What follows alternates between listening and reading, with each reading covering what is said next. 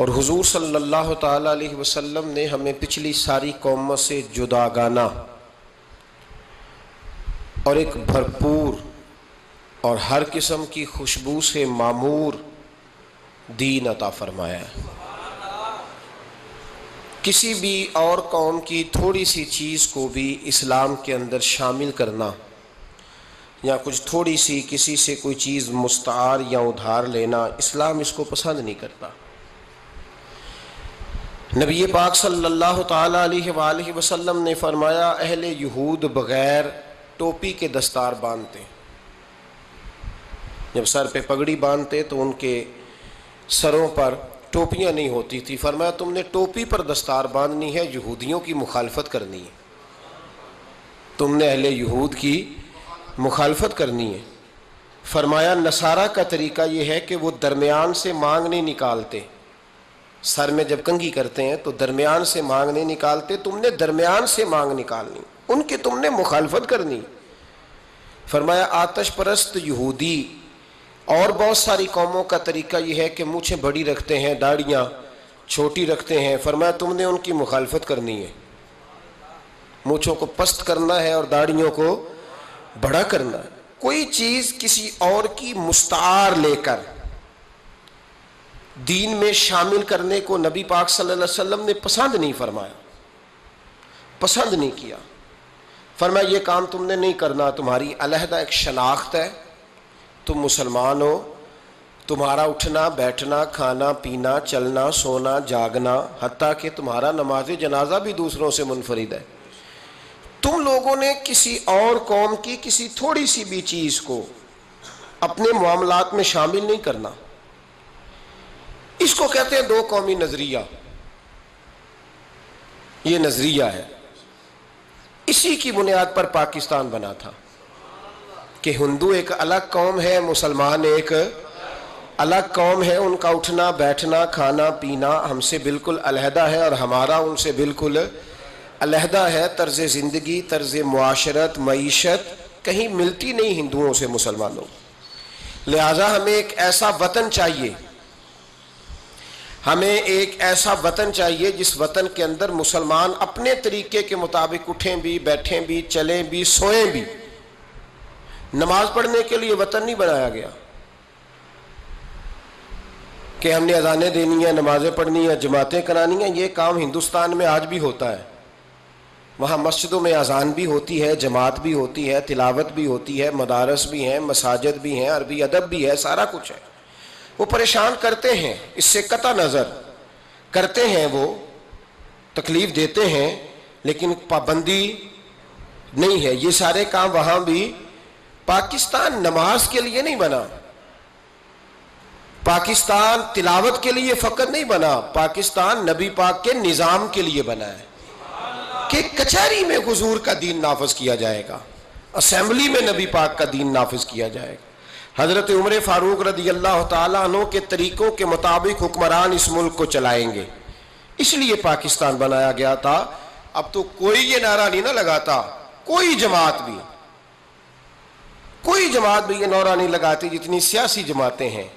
حالانکہ پاکستان کا نعرہ آج بھی ہر آدمی کو پتہ ہے کہ پاکستان کا مطلب کیا، لا الہ الا اللہ محمد رسول اللہ صلی اللہ تعالی علیہ۔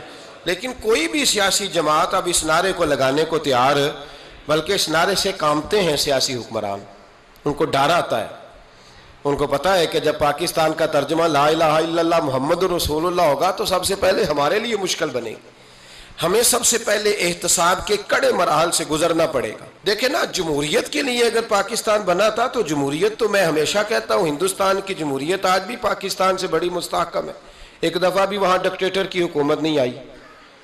تو یہ جو ہمیں بتایا جاتا ہے، سبق پڑھایا جاتا ہے، ہماری نوجوان نسل آج تک ہر آدمی آتا ہے، میں نے کافی پہلے بھی کہا تھا کہ لوگ ہمیں نئے نئے نکات دیتے ہیں، کوئی 10 نکات دیتا ہے، کوئی 14 نکات دیتا ہے، کوئی 16 نکات دیتا ہے۔ ہمیں ضرورت نہیں تمہارے نکات کی، اس لیے کہ ہمیں سارے نکتے خطبہ حجت الوداع پہ نبی پاک نے عطا فرما دیے ہیں صلی اللہ تعالی علیہ وسلم۔ کسی نکتے کی ضرورت نہیں ہے، ہم حاجت نہیں محسوس کرتے۔ جب کوئی پارٹی منشور دیتی ہے، دستور دیتی ہے، تو میں تو حیران ہوتا ہوں کہ کیا کر رہے ہیں یہ لوگ. ہمیں ضرورت نہیں کسی منشور دستور کی. سارے منشور، سارے دستور، سارے قانون، ساری باتیں آمنہ کے لال ہمیں عطا فرما گئے ہیں. ضرورت نہیں ہے. پاکستان بنا تھا دو قومی نظریے کی بنیاد پر. نظریہ کیا ہے؟ لا الہ الا اللہ محمد رسول اللہ صلی اللہ تعالی علیہ. حکمران اس کو بھول گئے اور انہوں نے قوم کی ذہن سازی اس طرح کی، میڈیا کو ساتھ ملا کے بچوں کا ذہن اس طرح کا بنایا کہ قوم بھی تیار نہیں ہوتی. نظام مصطفیٰ صلی اللہ علیہ وسلم کے لیے قوم تیار، حالانکہ کافر کو آپ کی نماز سے کوئی مسئلہ نہیں. یورپ میں کبھی پابندی لگی ہے کہ مسجد نہ بناؤ؟ کبھی وہاں کسی نے کہا ہے قرآن پاک نہ لے کے آؤ؟ کبھی کسی نے کہا ہے؟ وہاں پابندی نماز پہ نہیں ہے. ان کو ڈر تو نظام مصطفیٰ سے آتا ہے کہ دین نافذ نہیں ہونا چاہیے. تو میرے بھائی، پاکستان ایک نظریاتی وطن ہے. جتنا دوڑ سکتے ہیں میں اور آپ دوڑ لیں، جتنا دوڑ سکتے ہیں. جہاں تک یہ قوم بھاگ سکتی ہے بھاگ لے. یہ اس چہرے کو اپنا لے یا اس چہرے کو اپنا لے یا اس کو آزما کے دیکھ لے. چونکہ اس وطن کی بنیاد کلمہ ہے تو یہاں سکون بھی اسی وقت آئے گا جب حکومت بھی کلمے والے رسول کی آئے گی صلی اللہ تعالی علیہ وسلم، صلی اللہ تعالی. اور اسلام ہر جگہ یہ بتاتا ہے کہ ملک کس کے ہیں؟ اللہ کے. تو نظام کس کا ہونا چاہیے؟ اللہ کا، اللہ کے دین کا. دنیا کی سب سے بڑی ہجرت ہوئی تھی جب پاکستان بنا تھا. دنیا کی سب سے بڑی ہجرت. 10,000 عورتوں کی عزتیں لوٹی گئیں جب یہ وطن بنا. لاکھوں لوگوں نے جانوں کی قربانیاں دیں. ابھی 15-20 سال پہلے ہندوستان کا پنجاب کا جو علاقہ ہے اس کو کھولا گیا تو ایک کنویں سے ابھی بھی ہڈیاں ملی ہیں جو سکھوں نے کاٹ کر مسلمان کنواں ہی پورا بھر دیا تھا. اس تکلیف کے ساتھ وطن بنا. کس لیے؟ جمہوریت کے لیے، حکمرانوں کے للے تللے کے لیے، ان کی بڑی کاروں جیپوں اور مرسڈیز کے لیے. اس لیے کہ یہاں روز نیا بل آئے گا، آج گورنر راج ہے تو آج فلاں ہے تو آج فلاں ہے. یہ ساری حکومتیں اگر وہی قانون جو انگریز کا بنا ہوا ہے اور وہی ساری دفعات جو آپ کے ہاں نافذ ہے وہی ہندوستان میں نافذ ہے تو بتایا جائے پھر وطن کیوں بنایا گیا تھا؟ پھر کیا ضرورت تھی؟ یہ سارے کام تو وہاں بھی ہو رہے ہیں. اس لیے میرے بھائی وطن کے نظریے کو سمجھے. وطن بنا تھا لا الہ الا اللہ محمد رسول اللہ صلی اللہ علیہ وسلم. اور اقبال جو بانی پاکستان ہے، جو مصور پاکستان ہے، جو تصویر دینے والے ہیں پاکستان، ان سے کسی نے کہا تھا کیوں پاکستان بنانا چاہتے ہو؟ ہم جو ایک ملت جو ہیں، ہندوستانی ایک ملت ہے، قوم ہے، تو کیا ضرورت ہے؟ تو اقبال کہنے لگے اپنی ملت پر قیاس اقوام مغرب سے نہ کر، خاص ہے ترکیب میں قوم رسول ہاشمی. نبی پاک کی قوم اپنی ترکیب کے لحاظ سے ہر قوم نے خاص ہے. دین کا نفاذ چاہیے، دین نافذ ہونا چاہیے. نبی پاک ایک اسٹیٹ کے سربراہ بنے تھے. مدینہ منورہ میں حضور نے نظام بنایا. آج میں ایک نئی بات آپ سے کرنا چاہ رہا ہوں. رونا روتے زمانے بیت گئے، اب آگے کی طرف دیکھنا ہے. جو قومیں ماضی کی لکیر پیٹتی رہتی ہیں وہ مایوس ہو جاتی ہیں، ان کے جذبے ٹوٹ جاتے ہیں. اب ماضی کو پیٹنے کی بجائے مستقبل کی روشنی کو دیکھنا چاہیے. ہمیں نبی پاک صلی اللہ علیہ وسلم نے کسی وطن کی تعمیر کے لیے جو جذبات دیے ہیں ان جذبات پر ہمیں غور کرنا چاہیے. حکمران تو جو کر رہے ہیں وہ تو کر ہی رہے ہیں، اور جو وہ کریں گے وہ بھی سب کو نظر آ رہا ہے، اور ہمیں سمجھ لگ رہی ہے کہ آئندہ بھی کیا ہونے جا رہا ہے. ہم نے کیا کرنا ہے؟ ایک جملہ میں کہنے لگا ہوں، اگر کسی کو تکلیف ہو تو مجھے خوشی ہوگی. ایک جملہ میں کہنے لگا ہوں، اگر کسی کو پریشانی ہوگی تو مجھے بڑا ہی اچھا لگے گا. کسی بڑے آدمی کو پریشانی ہوگی تو مجھے خوشی ہوگی. وہ جملہ کیا ہے وہ سن لیں. یہ ملک حکمرانوں کا نہیں ہے، یہ ملک عوام کا ہے. اس لیے کہ حکمرانوں کے بچے تو یورپ میں رہتے ہیں، ان کی تو ٹکٹیں بک ہوتی ہیں. جب تک یہ اسمبلی میں ہوتے ہیں یہاں ہوتے ہیں، اور جب حکومتیں ختم ہوتی ہیں تو یہ یہاں موجود. ان سب کے تو باہر کاروبار ہیں، رہائشیں ہیں، اولادیں ہیں. تو یہ وطن کس کا ہے؟ پاکستان وطن کس کا ہے؟ یہ ہمارا وطن ہے، یہ حکمرانوں کا نہیں ہے. دیکھیں نا، گھر اس کا ہے جس نے گھر کے اندر رہنا ہے. جس نے گھر میں رہنا نہیں اس کا وطن ہم نے رہنا ہے, ہماری نسلوں نے رہنا ہے. ہمارے ماں باپ رہے, ہم رہ رہے ہیں, ہماری آنے والی نسلیں رہیں گی, تو وطن پھر کس کا ہوا؟ ہمارا. حکمرانوں کا وطن گھر جو ہمارا ہے, تو ہم کسی کے ذمے کیوں لگاتے ہیں؟ ہم اپنے وطن کا خود خیال کیوں نہیں کرتے؟ ہم کیوں نہیں یہ محسوس کرتے کہ وطن سب سے پہلا کام 14 اگست ہے پاکستان کے عزم نو کے لیے, ایک روشنی کے لیے, نوجوانوں کے لیے چند باتیں کرنا چاہتا ہوں.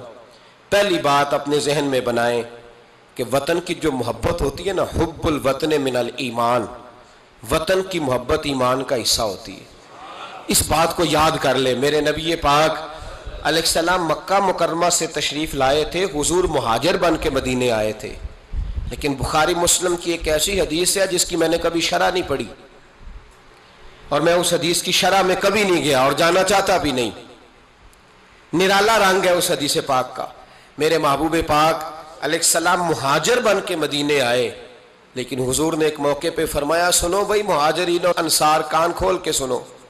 اب مہاجرین میں شامل کون کون تھے؟ حضرت ابو بکر صدیق, حضرت عمر فاروق, حضرت عثمان غنی, حضرت مولا علی, حضرت مصعب ابن عمیر, حضرت بلال حبشی, یہ سب لوگ مہاجر تھے.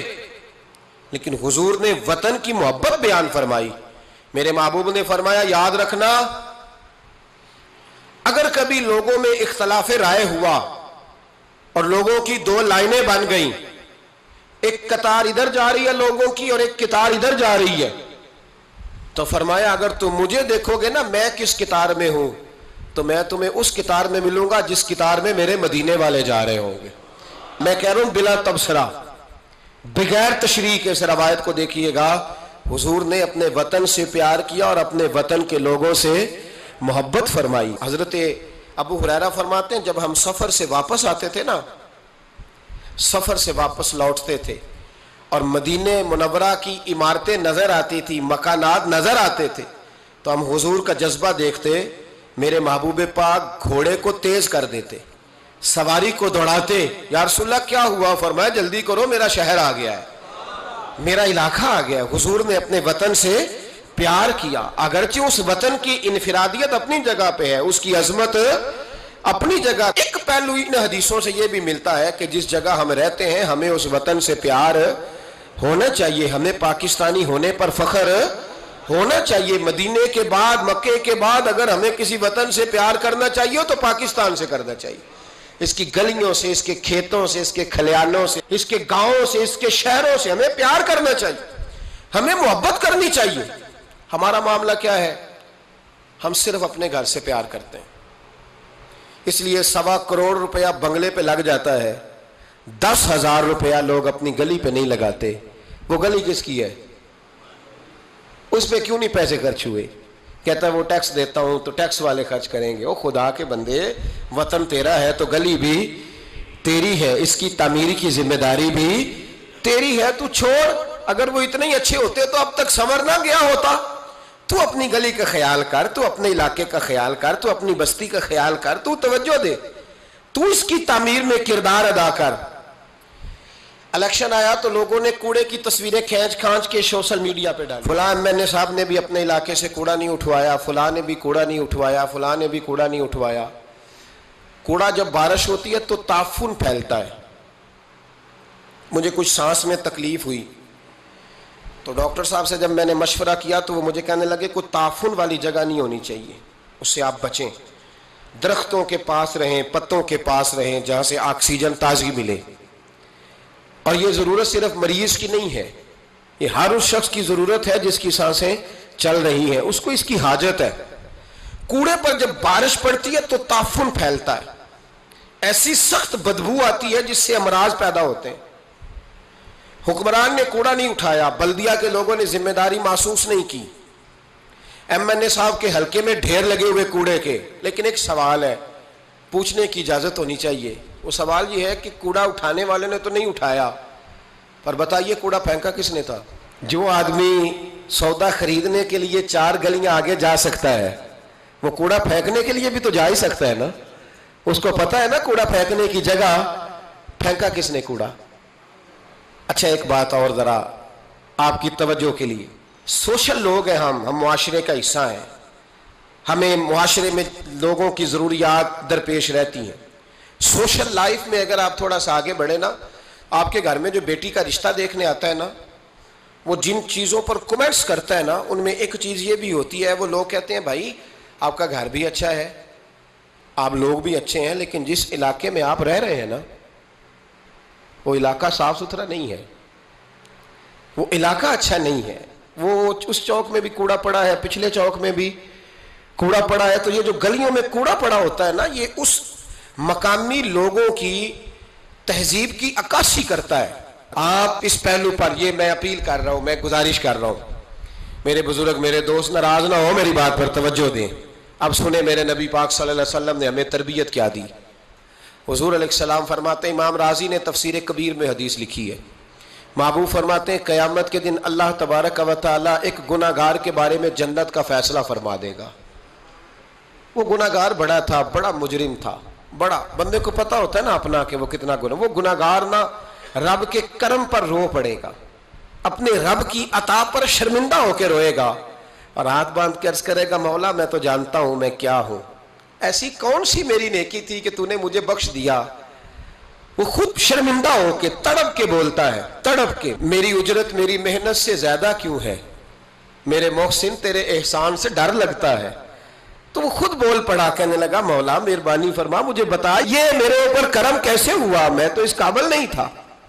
تو میرے محبوب پاک علیہ السلام فرمانے لگے، رب کریم اس سے فرمائے گا ایک دن رات کو نہ تو اپنی گلی سے گزر رہا تھا، دیکھنے والا کوئی نہیں تھا جو تیری تصویر کھینچ کے سوشل میڈیا پہ ڈالتا، کوئی اخباری نمائندہ نہیں تھا جو فٹافٹ اخبار میں خبر دیتا، کوئی لوگ نعرے لگا، تو اکیلا تھا، رات بھی تھی اندھیرا بھی تھا، گلی سے گزرتے ہوئے تیرے پیر سے کروڑا ٹکرایا تھا،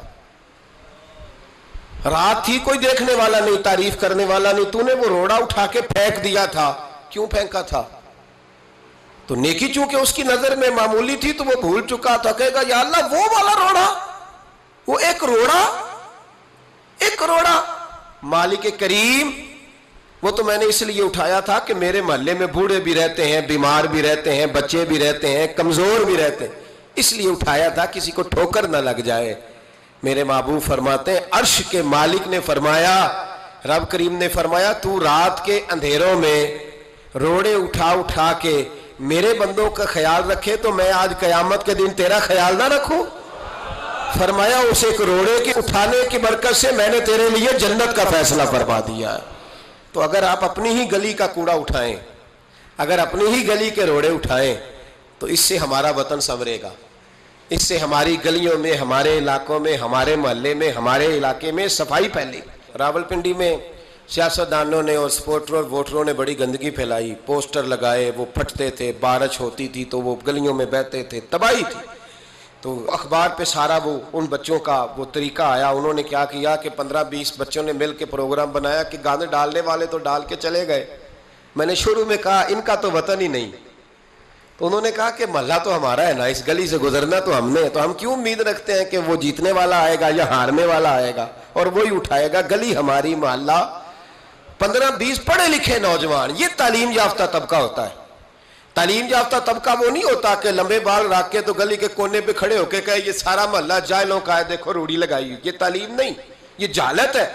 تعلیم یافتہ وہ ہوتا ہے جو آگے بڑھ کے دابڑا لے کر، کئی اٹھا کر، کدال پکڑ کر وہ کوڑا اٹھائے. وہ تعلیم یافتہ بندہ ہوتا ہے جو وطن کی تعمیر میں اپنا حصہ ڈالے. ان نوجوانوں نے کام کیا، اسی وطن کے رہنے والے، اسی وطن کے باسی. وہ کہتے ہیں ہم 15 نکلے تھے، پھر سارا وطن اٹھا اور ڈھیروں اور ہزاروں علاقوں کے لوگوں نے ان کی تقلید کی. تو پہلا کام یہ کریں کہ وطن سے پیار کریں، دوسرا کام یہ کریں کہ اس کی صفائی میں اپنا حصہ ڈالیں. ہم کیوں انتظار کرتے ہیں کوئی گرانٹ آئے گی؟ میری ذاتی رائے یہ ہے، میری ذاتی رائے کہ جتنے گلی میں مکان ہوتے ہیں نا، سب کے گھروں کے اندر سہولیات ہوتی ہیں، وہ سارے اگر ملیں تو میرا خیال ہے ان کی اپنی گلی کا نظام صحیح ہو ہی سکتا ہے.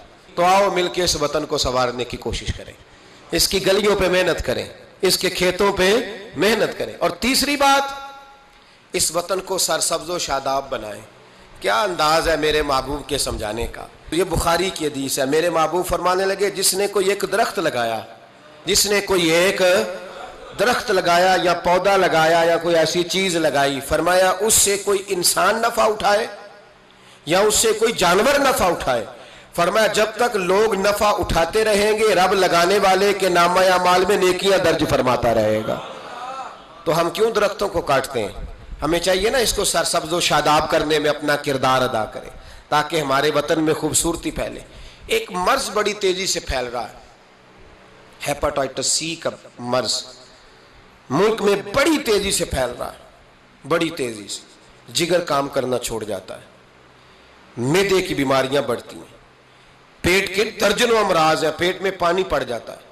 ہمارے ایک ملک میں تو ڈائلسس کا نظام بڑا مردہ ہے. اللہ خیر کرے، محکمہ صحت پر اتنا بوجھ ہے لوگوں کا، لیکن لوگ ڈیوٹی نہیں کرتے، کام ہی نہیں کرتے.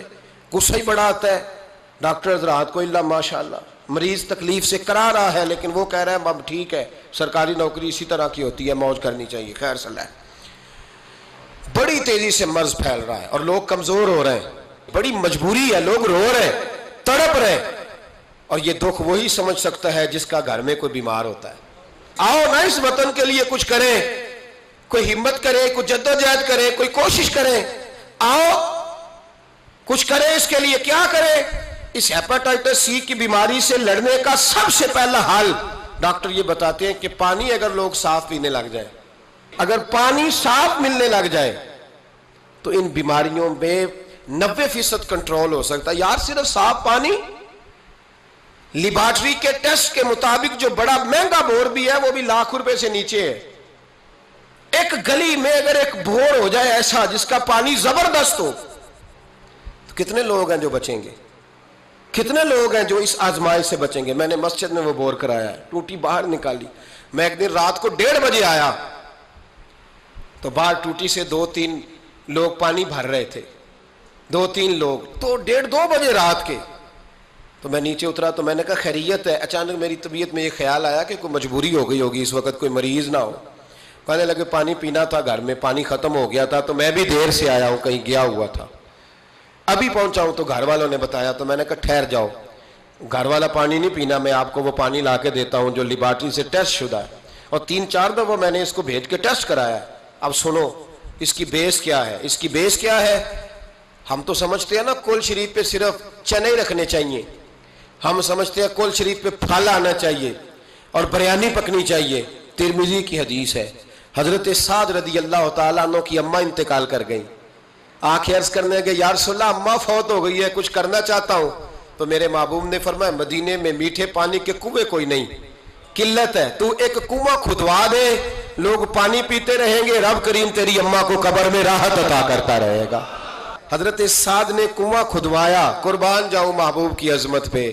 میرے رسول پاک نے آج ہمیں صاف پانی پینا مہیا کرنے کے لیے کل 1450 سال پہلے نصیحت کر دی. فرمایا یہ کنواں سعد نے اپنی ماں کے لیے کھدوایا ہے، اس کا نام ہے سعد کی ماں کا کنواں. بیر ام سعد حضور نے اس کا نام رکھا. کتنا کو خرچ آئے گا اگر گلی والے سارے مل کے ایک صاف پانی کا بندوبست کریں، اپنے دوستوں کو، گلی والوں کو، محلے والوں کو اس وطن کی تعمیر میں اپنا کردار ادا کریں. اب کیوں توقع رکھتے ہیں صاحب کے چیئرمین صاحب ہی آ کے کریں گے؟ وہ تو ملے نہیں کبھی. جن کی ڈیوٹی تھی گلی گلی گھومنے کی وہ تو کبھی آئے نہیں. یہ آپ کے چیئرمین، آپ کے ایم این اے، آپ کے ایم پی اے، یہ اتنی بلندی عظمت کردار نہیں رکھتے کہ یہ آئیں گے. ان کے پاس کہاں وقت ہے گلیوں میں گھومنے کا؟ اصل لوگ تو وہ تھے کہ 24 لاکھ مربع میل کے حکمران جناب عمر فاروق، لیکن چہرے پہ کپڑا ڈال کے ساری رات مدینے کی گلیوں میں گھومتے تھے، ہر دروازے کا خیال رکھتے تھے. پر کیا کریں، کس کو سمجھائیں؟ لوگ اپنی مرضی کرتے ہیں. آج میں عزم نو کی بات کر رہا ہوں، میں پاکستان کی تعمیر کی بات کر رہا ہوں. پہلی بات یہ کہ اس سے پیار کریں، دوسری بات یہ اس کی صفائی کریں، تیسری بات یہ یہاں درخت لگائیں، شجرکاری کریں، اس کو سرسبز کریں. چوتھی بات یہ کہ دیکھیں ہم کتنا کردار ادا کر سکتے ہیں. کسی کو کم از کم صاف پانی مہیا کر دیں. دیکھیں نا میرے نبی پاک علیہ الصلوۃ والسلام نے اعلان فرمایا، ایک یہودی کا قبضہ تھا میٹھے پانی کے کنویں پر. تو رسول پاک علیہ الصلوۃ والسلام نے فرمایا یہودی کا قبضہ ہے، مسلمانوں کو پینے کے لیے پانی نہیں دیتا. کیا خوبصورت اعلان ہے. پانی، نماز کی بات نہیں ہو رہی، روزے کی بات نہیں ہو رہی، حج کی بات نہیں ہو رہی، پانی کی بات ہو رہی.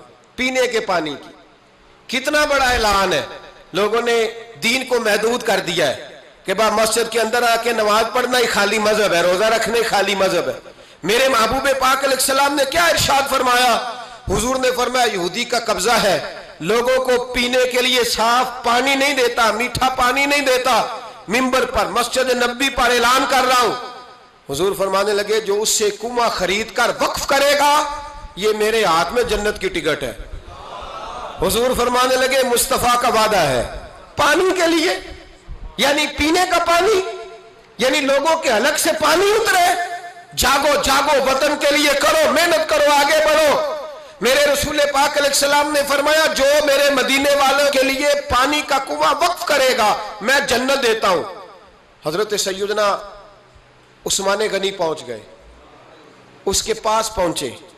6,000 یا 7,000 دینار کا کنواں تھا. اس نے کہا میں ایک دن کے لیے دوں گا, صرف ایک دن میری باری, ایک دن 6-7 ہزار دینار مانگے. حالانکہ کنواں 6-7 ہزار دینار کا کل تھا. مسجد کے لیے زمین کی بات نہیں ہو رہی, مدرسے کے لیے زمین کی بات نہیں ہو رہی, کنویں کے لیے پینے کا پانی لوگوں کو مہیا کرنا ہے, عام عوام کو. اور اس وقت صرف بات بھی مسلمانوں کی نہیں, یہودی بھی پیئیں گے, دیگر لوگ بھی پانی پیئیں گے. میرے نبی پاک علیہ السلام کے غلام نے کہا کنواں دے دے. کل کنواں سارا 6-7 ہزار دینار کا تھا. کہنے لگا میں نے نہیں دینا. جناب عثمان بیٹھ گئے, فرمایا تو بات کر کتنے کا دے گا؟ اس کے منہ سے نکل گیا 40,000 دینار. 40,000 دینار. مسجد کی زمین نہیں خریدی جا رہی, ادارے نہیں بن رہے, اگرچہ یہ اصل ہے دین کی, خریدنی چاہیے. پانی کا کنواں, وطن کی تعمیر. جناب عثمان غنی رضی اللہ تعالیٰ عنہ فرمانے لگے تو نے اپنی اوقات کے مطابق پیسے مانگے, ورنہ میں تو 60,000 دینار لے کے آیا تھا. تیری اوقات اتنی تھی, تو یہودی ہے نا, تمہاری اوقات اتنی ہے, انہیں اوقات کے مطابق مانگے, میں 60,000. اس نے کہا عثمان سمجھ نہیں آئی, ساری زندگی تجارت کرتے رہے ہو, 40,000 دینار کنویں کے لیے. آپ فرمانے لگے تو بے ایمان ہے, تجھے کیا سمجھ آئے گی؟ اگر کسی کو 40,000 کے جنت کی ٹکٹ ملے, اور ملے بھی نبی پاک کے دستے مبارک سے, فرمایا یہ ہے ارض جنت, یہ طیبہ کی زمین ہے, جنت بھی یہی, مالک جنت بھی یہی ہے. آؤ پاکستان کی تعمیر کریں, آؤ اس کی گلیوں سے کوڑا اٹھائیں, اس سے پیار کریں, اس سے محبت کریں, یہاں درخت لگائیں, یہاں صاف پانی پینے کے لیے بندوبست کریں. اور میرے بھائی, میرا بچہ اگر تعلیم نہیں حاصل کرتا تو ساری انویسٹمنٹ اپنے بچے پر کرنے کی کیا ضرورت ہے؟ آگے بڑھو نا. وہ جو چائے والے کھوکے پہ چائے تقسیم کر رہا ہے وہ بھی بڑا لائق ہے, اس کے ابے سے ملاقات کرو, اس کو کہو لا یار میں تیرے بچے کا خرچ اٹھاتا ہوں, اس کو اسکول میں داخل کرا. ایک انجینئر ملے گا ملک کو, وہ جو گرمیوں کے موسم میں نا ٹھنڈے پانی کا کولر لے کے بس کے پیچھے بھاگتا ہے نا, اور آواز دیتا ہے ایک گلاس پانی کا لے لو, ایک گلاس. وہ بڑا ذہین بچہ ہوتا ہے, بڑا ذہین ہوتا ہے. اس کی ماں کو بھی بڑا چاؤ ہوتا ہے یہ افسر بن جائے, اس کے پاس پیسے نہیں ہوتے, وہ غریب کا بچہ ہے. اس کو بلاؤ نا, اس کو کہو بیٹے آ. کبھی کبھی کسی چوک میں کسی ٹھیلے والی دکان پہ بریک لگتی ہے نا گاڑی کے, تو چھوٹے چھوٹے بچے دوڑ کے آتے ہیں, کہتے ہیں ہماری دکان سے سودا خریدو. ان میں بڑا ٹیلنٹ ہوتا ہے, بڑے ذہین ہوتے ہیں, لیکن نہ یہ امیر کے بچے ہوتے ہیں, نہ پیر کے ہوتے ہیں, نہ وزیر کے ہوتے ہیں, ان پر کوئی انویسٹمنٹ نہیں کرتا. آؤ آج ارادہ کریں کہ ہم, ضروری تو نہیں کہ میرا بچہ ہی پڑھے, اگر میرا نہیں پڑھتا تو میں کسی کے بچے کو کتابیں خرید کے دے دوں, میں کسی کے بچے پر تھوڑی محنت کروں. آؤ میں تمہیں پھر لے چلوں مدینے کی گلی میں, میرے مصطفیٰ کریم صلی اللہ تعالی. حضور گزر رہے, دن تھا عید کا, عید کے دن حضور گزر رہے تھے, اور نبی پاک نے گود میں امام حسن حسین کو بٹھایا ہے, گھوڑے پہ حضور جا رہے ہیں. رستے میں ایک بچے کو روتے ہوئے دیکھ لیا, میرے محبوب نے گھوڑا روکا. 10,000 سے آبا عیدگاہ میں عید کی نماز کے لیے منتظر تھے. حضور نیچے اترے, بیٹے روتے کیوں ہو؟ تو پھر رو پڑا, کہنے لگا یتیم ہوں, ابا انتقال کر گئے, ہر بچے نے نئے کپڑے پہنے ہیں, محبوبہ چچا اور ماموں نے بھی میری طرف دیکھنا پسند نہیں کیا, رو رہا ہوں. 10,000 نمازی انتظار کر رہے, 10,000, اور میرے رسول پاک وطن کے غریب بچوں کا خیال کر رہے ہیں. حضور گھوڑے سے اترے, بچے کو ہاتھ لگایا, گھر لے گئے. کہا فاطمہ حسن کا کوئی نیا جوڑا پڑا ہے؟ کوئی نیا جوڑا پڑا ہے؟ بی بی صاحبہ کہنے لگی حضور نیا تو پہلے بھی کوئی نہیں تھا, یہ تھوڑا ٹھیک تھا جو میں نے دھلا کے حسن کو ڈالا ہے. آؤ اگر میرا بچہ نہیں پڑھتا تو کسی کے بچوں پہ توجہ کریں. میرے محبوب نے فرمایا فاطمہ اس طرح کر, حسن کو وہی والا دوبارہ ڈال دے جو پہلے ڈالا ہوا تھا, اور حسن کے وجود سے یہ کپڑے اتار, یہ کپڑے اتار, اور اس یتیم کے گلے میں یہ کرتا ڈال. حضور کیا ملے گا؟ فرمایا جب یتیم راضی ہوتا ہے تو اللہ بھی بڑا ہی راضی ہوتا ہے. اس وطن میں ابھی بھی بڑے بچے ہیں جو اسکولوں سے باہر ہیں, ان کی مجبوری ہے, ان کی اماں نے دوائی کھانی ہے, وہ ابھی بھی کھیل مرونڈا لے کے بیچ رہے ہیں, وہ ابھی بھی غبارے بیچنے نکلے ہوئے ہیں. اس وطن میں بڑی غربت ہے, بڑا دکھ ہے, بڑی آزمائش. اس پر بڑی باتیں میرے آشیہ خیال میں ہیں لیکن وقت نہیں ہے, مجھے آگے بڑھنا ہے. پھر اس وطن کے دفاع میں اپنا کردار ادا کرو. ایک مولوی صاحب بیچارے سیٹ نہیں جیت سکے تو انہوں نے کہا ہم 14 اگست ہی نہیں منائیں گے. یہ وہ بھائی مانوں کا گروپ ہے جنہوں نے کہا تھا کہ شکر ہے ہم پاکستان بننے کے گناہ میں شریک نہیں ہوئے. کس طرح یہ لوگ پارلیمنٹ میں جاتے ہیں, کس طرح ہمارے نمائندے بن گئے. یہ وہ لوگ ہیں جنہوں نے کہا تھا شکر ہے ہم پاکستان بننے کے گناہ میں شریک ہیں, اور خواجہ قمر الدین سیالوی کو خط لکھا تھا قائد اعظم نے, امیر ملت پیر جماعت علی شاہ صاحب کو خط لکھا تھا قائد اعظم نے کہ اگر اہل سنت کے پیر مدد نہ کرتے تو پاکستان بن ہی نہیں سکتا تھا. ابھی بھی تمہیں ہوش نہیں آئی, ابھی بھی تمہیں نہیں پتا کہ پاکستان کے دوست کون اور دشمن ہے. 14 اگست نہیں منائیں گے, تم اس قابل ہی نہیں ہو کہ تم منا سکو. تمہارے تو یرانے ابھی بھی باہر ہیں, ان کا یہ وطن نہیں ہے. یہ کہتے ہیں اگر اس وطن میں ہمیں کرسیاں دو گے تو ہم وطن کے دوست ہیں, ورنہ ہم وطن کے دوست. اللہ کی عزت کی قسم, ہمارے مشائخ نے کبھی کرسی نہیں مانگی, لیکن اس وطن میں جتنا کردار اہل سنت کے بزرگوں نے ادا کیا ہے کوئی دوسرا کر ہی نہیں سکتا. وہ کہتے ہیں 14 اگست نہیں منائیں گے, تو منا بھی نہیں سکتا, اور تجھے منانی چاہیے بھی اس لیے کہ تمہارا اس وطن سے کوئی تعلق ہے. یہ امیر ملت پیر جماعت علی شاہ صاحب کا وطن ہے, یہ محدث اعظم پاکستان مولانا سردار احمد کا وطن ہے, یہ خواجہ قمر الدین سیالوی کا وطن ہے. تمہارا وطن ہے, تم وہیں چلے جاؤ جہاں سے تم آئے ہو, وہیں تم اچھے لگتے ہو. تو میرے بھائی وطن کی دفاع, وطن کی حفاظت, نوجوان ضرور اس بات پر توجہ کریں. حضرت انس بن مالک رضی اللہ تعالیٰ عنہ فرماتے ہیں مدینے کے کونے سے نا اچانک رات کو زور زور سے چلانے کی آواز آنے لگی. جب رات کو کوئی ایسا دھماکہ ہوتا ہے نا تو لوگ ایک دوسرے کو جگاتے ہیں. کہتے ہیں لوگوں نے ایک دوسرے کو جگایا, اب نوجوان اکٹھے ہو گئے, بزرگ بھی, کہ وہاں سے شور کی آواز آتی ہے, کچھ چیخ رہا, نیزیں, تلواریں اور برچیاں, ہر چیز لوگ سنبھال کے اسلحہ تیار کر کے پروگرام بنانے لگے کہ نوجوان آگے جا کے دیکھتے ہیں, بزرگ پیچھے رہتے ہیں, دیکھتے ہیں وہاں کیا ہے, مدینے کی حفاظت کرتے ہیں, کون آ گیا, کیا مسئلہ ہے. کہتے ہیں ہم ابھی پروگرام بنا ہی رہے تھے, آگے بڑھنے ہی لگے تھے کہ ہم نے دیکھا اچانک ہماری نظریں اٹھی. ہم حیران ہو گئے کہ جس طرف ہم جانا چاہ رہے تھے نبی پاک ادھر سے ہو کے واپس آ رہے ہیں, اور اکیلے نبی پاک, ہاتھ میں نیزہ ہے. ہم ابھی جانا چاہ رہے تھے اور حضور ہو کے واپس آ رہے ہیں, اور حضور فرمانے لگے چپ کر کے سو جاؤ, کچھ بھی نہیں, جانور لڑ پڑے تھے آپس میں, میں دیکھ آیا ہوں, کچھ بھی نہیں ہے. حضرت انس بن مالک فرماتے ہیں ہم غور سے حضور کا چہرہ دیکھنے لگے, اور پھر ہمیں سمجھ آئی کہ مصطفیٰ کو اس وطن کی حفاظت کا کتنا خیال ہے. حضور نے ہمیں سکھایا ہے کہ جب وطن پر آفت آئے تو سوچنا نہیں ہے, غور نہیں کرنا, سب سے پہلے آگے بڑھنا ہے, آگے بڑھنا ہے, آگے بڑھ کے وطن کے دفاع کے لیے اپنا پیش کرنا ہے. پاکستان سے پیار کریں, پاکستان کا کوڑا اٹھائیں, پاکستان کی مٹی سے پیار کریں, پاکستان میں درخت لگائیں, پاکستان میں غریبوں کی مدد کریں. جو بچہ محلے کا غریب سکول نہیں جاتا, محلے دار مل کے حفاظت کریں اس بچے کی, اس بچے کو سکول میں داخل کرائیں. بچوں کے اچھے مستقبل کے لیے جدوجہد کریں, صاف پینے کا پانی مہیا کریں. ہمارا وطن ہے, ہمیں اس کو آگے لے کے چلنا ہے.